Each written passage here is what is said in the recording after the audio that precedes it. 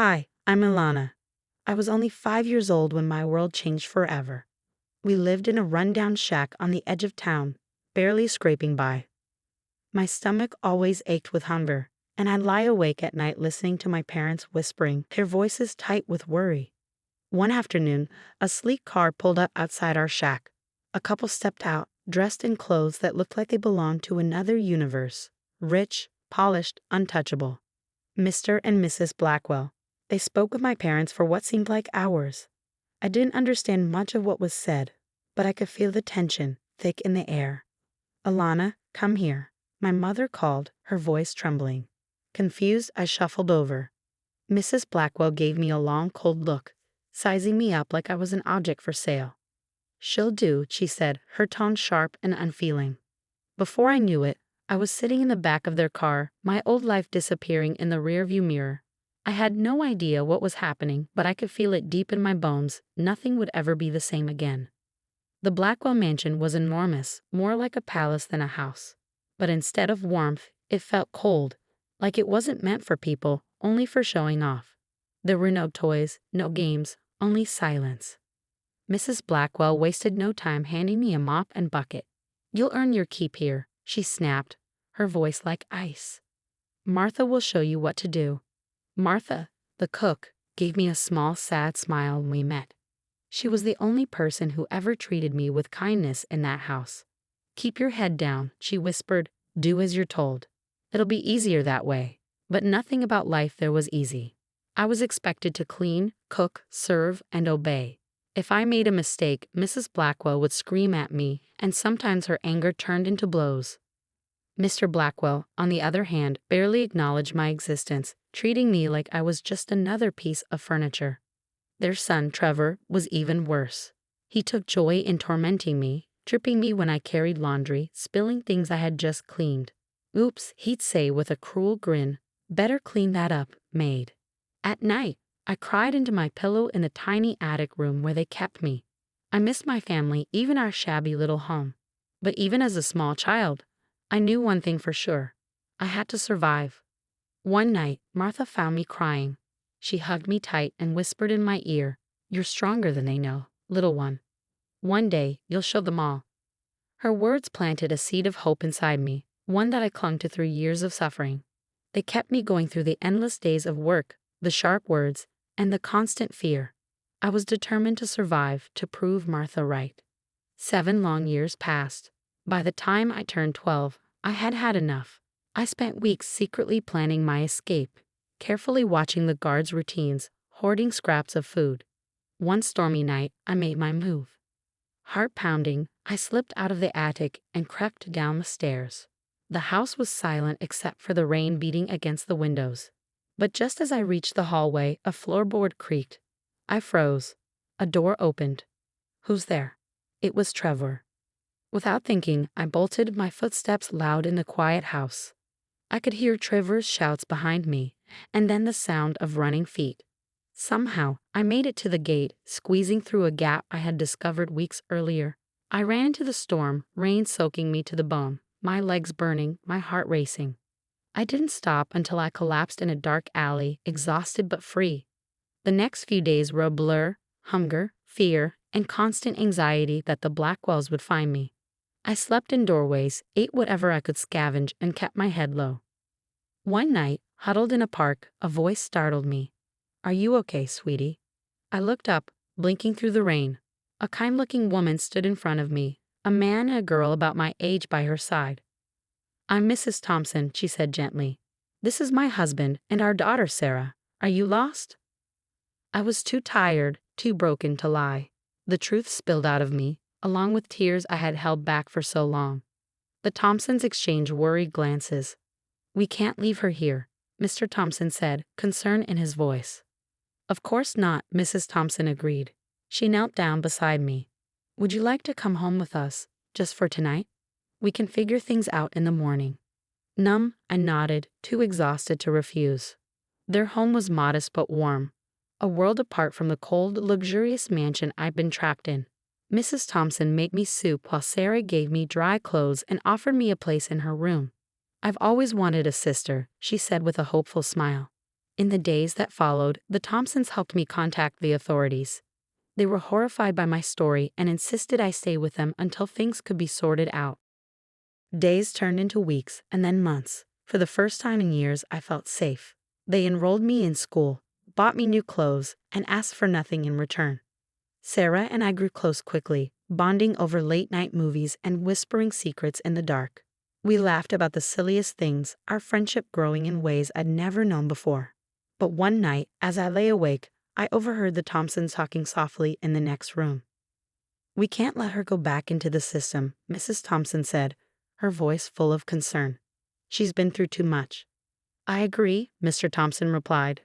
"But are we ready for this kind of responsibility?" The next morning, they sat me down at the kitchen table. My heart raced, wondering what they were about to say. Mrs. Thompson took a deep breath, her expression soft but serious. "Ilana," she began, "we've grown to care for you very much. We were wondering, how would you feel about staying with us permanently, as our foster daughter?" My breath caught in my throat. You want me?" I stammered, barely believing what I was hearing. "Very much," Mr. Thompson said, smiling warmly. I looked over at Sarah, who was grinning from ear to ear. "Say yes," she urged, practically bouncing in her seat. Tears welled up in my eyes as I nodded, overwhelmed with emotions I hadn't felt in so long: safety, love, belonging. For the first time in years, I felt like I mattered, like I had a family again. That night, as I lay in my own bed, my very own bed, I let myself dream of the future. The cruelty of the Blackwells seemed like a distant nightmare.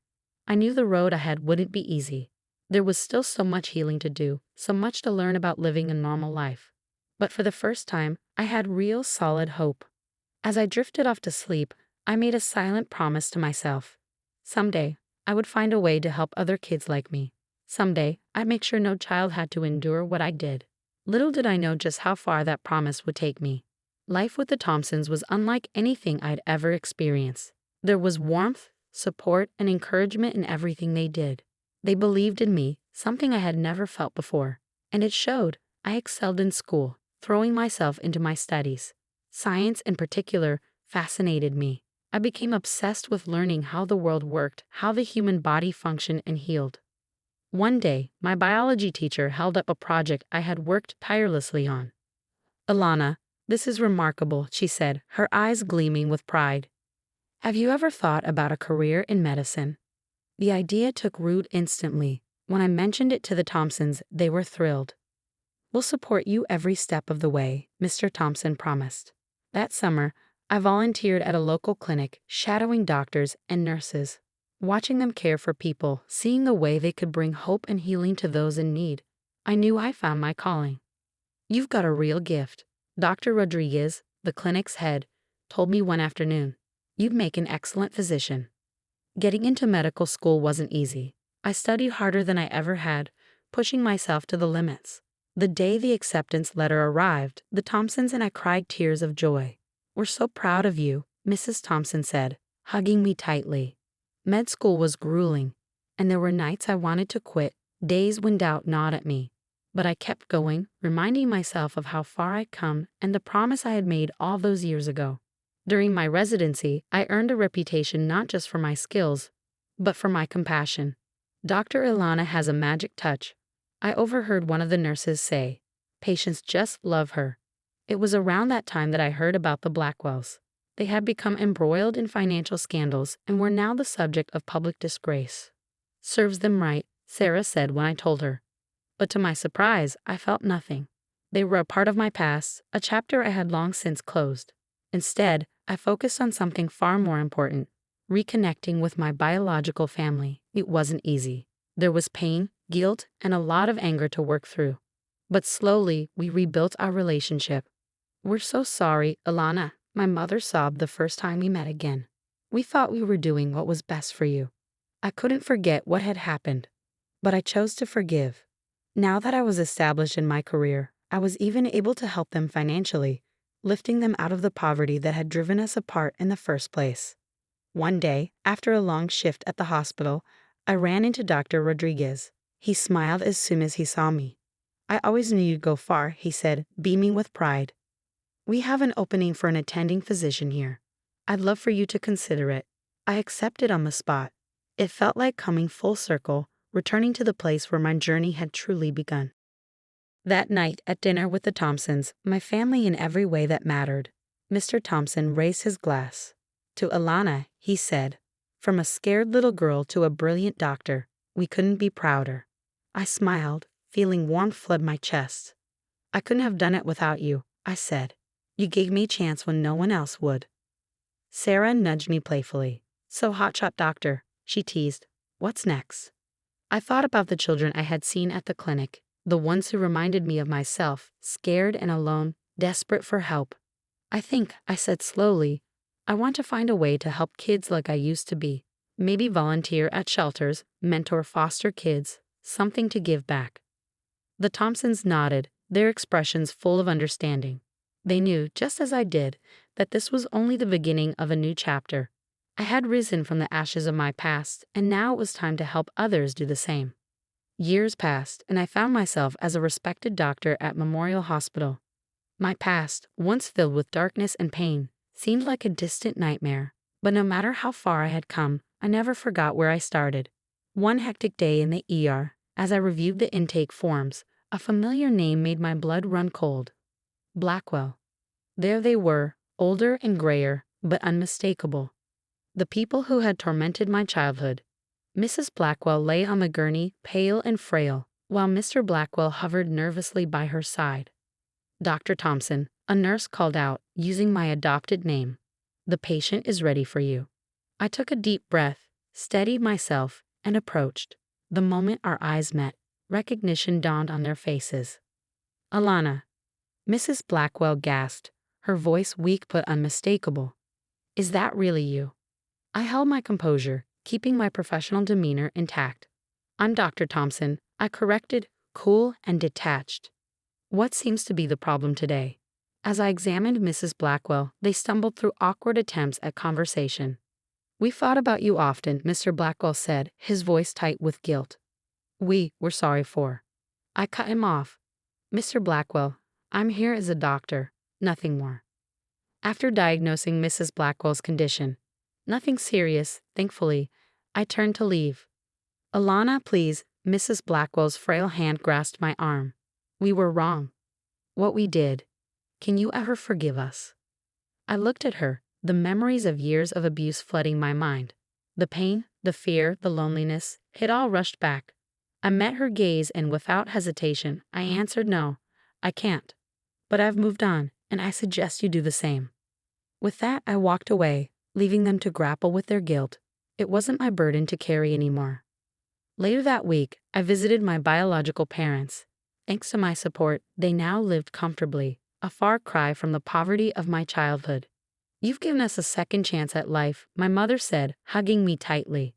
"We're so proud of you. Not just for your success," my father added, "but for the person you've become." Their words meant more than they could ever know. We had come such a long way in healing our relationship. While the past couldn't be erased, we had built a new future together. On weekends, I volunteered at a local shelter for at-risk youth. That day, I was mentoring a young girl named Maria.